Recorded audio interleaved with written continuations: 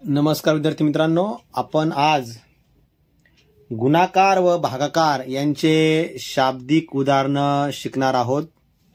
फार सोपे असतात, फक्त व्हिडिओ शेवटपर्यंत आणि काळजीपूर्वक पहा। आता या ठिकाणी मी एक उदाहरण घेत आहे। पहिलं उदाहरण आहे, एक पेन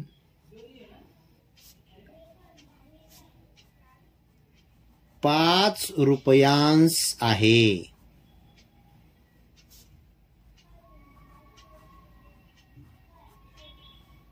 एक पेन 5 रुपयांस आहे, तर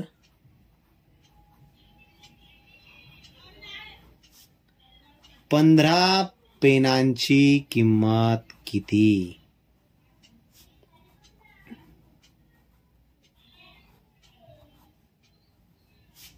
हे या ठिकाणी उदाहरण आपण घेऊया। एक पेन 5 रुपयास आहे, तर 15 पेनांची किंमत किती? आता लक्षात घ्या, हे उदाहरण आपल्याला सोडवायचं आहे। तर एक पेन किती रुपयास आहे? 5 रुपयास आहे।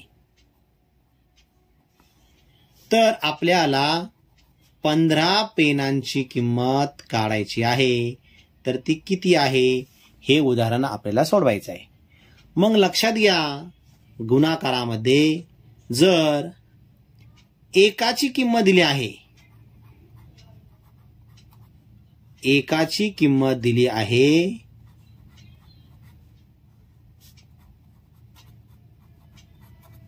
एकाची किंमत दिली असता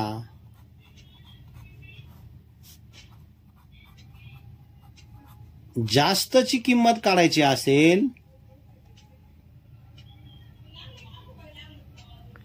जास्तची किंमत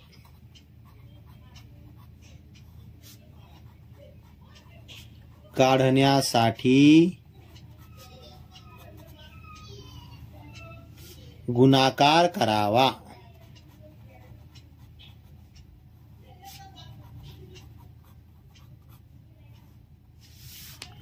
अशा प्रकारे आता आपल्याला मग काय करायचं आहे? 15 गुणिले 5, तर 5 5 25, 5 आले 2, 5 1 5 आणि 2 7, म्हणजे 75 रुपये हे आपलं उत्तर आलं आहे।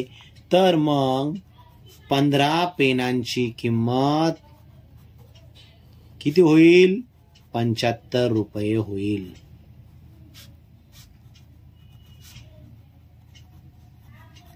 आता हेच उदाहरण आपण थोडं वेगळ्या प्रकारे देखील सोडू शकतो, म्हणजे तिरकस गुणाकार करून। एक पेन 5 रुपयास आहे, तर 15 पेन किती रुपयास होतील? आपण अ मानूया। एक पेन 5 रुपयास आहे, तर 15 पेन किती रुपयास? अ रुपयास मानूया। मग आता यांचा आपण तिरकस गुणाकार करूया। 1 गुणिले अ ह्या बाजूला येईल, 1 गुणिले अ मध्ये बरोबरचं चिन्ह येईल, आणि त्याच्या त्या बाजूला 5 गुणिले 15 किंवा 15 गुणिले 5 अशा प्रकारे। आता एक एकाने कोणत्या अंकाला गुणल्या उत्तर तेच येतं, नाही का?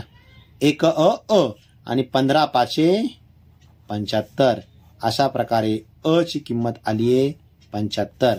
म्हणजे अ म्हणजेच काय? हे 15 पेनांची किंमत आहे। अशा तिरकस पद्धतीने देखील आपण हे उदाहरण सोडवू शकतो। आता दुसरं उदाहरण पाहूया। याच्या उलट पहा,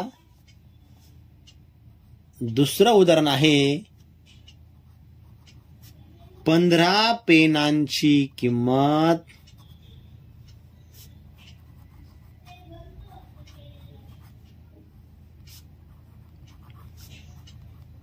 75 रुपये, तर एका पेनाची किंमत किती?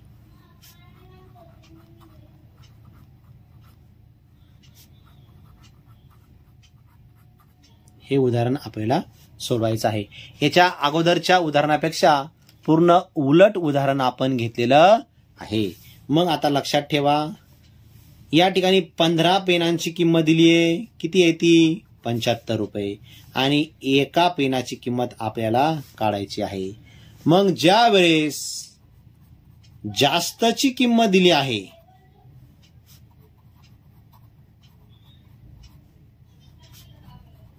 जास्तची किंमत दिली असता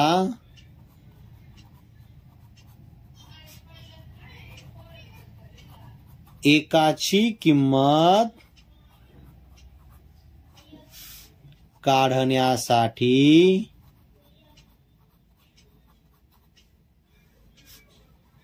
भागाकार करावा.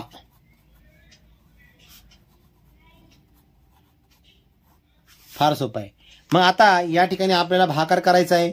मोठ्या संख्येला लहान संख्येने भागायचं. 75 भागिले 15. मग करायचा हा भागाकार. 15 पाचे 75, बाकी राहिली 0. आपलं उत्तर आलं 5. म्हणजेच एक पेन आपल्याला 5 रुपयास मिळेल. अशा प्रकारे आपण हे उदाहरण सोडवलेलं आहे. आता हेच उदाहरण आपण वेगळ्या पद्धतीने देखील सोडवू शकतो. म्हणजे तिरकस गुणाकार करून 15 पेनांची किंमत होतीये 75 रुपये. तर एका पेनाची किंमत आपण अ मानूया आणि यांचा करूया तिरकस गुणाकार. मग 15 गुणिले अ ह्या बाजूला येईल, बरोबर. 75 गुणिले 1 ह्या बाजूला येईल. मग आता इथे अ आणि 15 यांच्यामध्ये गुणाकार आहे, म्हणून हे 15 आपण ह्या बाजूला पाठवून देऊया 75च्या बाजूला. 75 गुणिले 1 होतात फक्त 75. 75 1 75.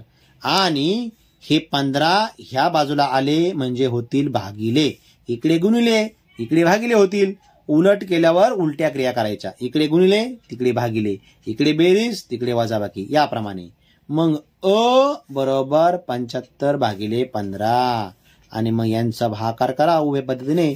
15 1 15, 15 पाचे 75, म्हणजे अ बरोबर 5.